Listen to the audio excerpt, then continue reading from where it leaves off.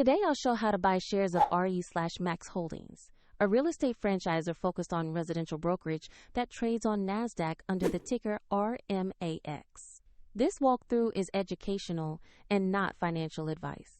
To buy shares, you need a broker, and I'll use eToro here as an example to demonstrate the process. After registering, you must verify your account, typically by uploading an ID, and add funds before you can place an order. Use the platform search bar and type the ticker RMAX to locate RE/Max Holdings. Make sure you select the NASDAQ listing that matches the company. Open the stock page to review basic company details and view the price chart for context.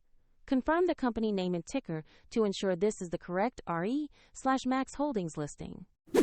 Click Invest, choose the amount you want to buy, review the order details carefully, and then confirm the trade. If the market is closed, your order may be queued or executed according to the order type. And if you do not have sufficient funds, the platform will prompt you to add money before confirming. After the order executes, your position will appear in your portfolio for monitoring. If you want to follow the steps shown, the link to eToro is available in the description.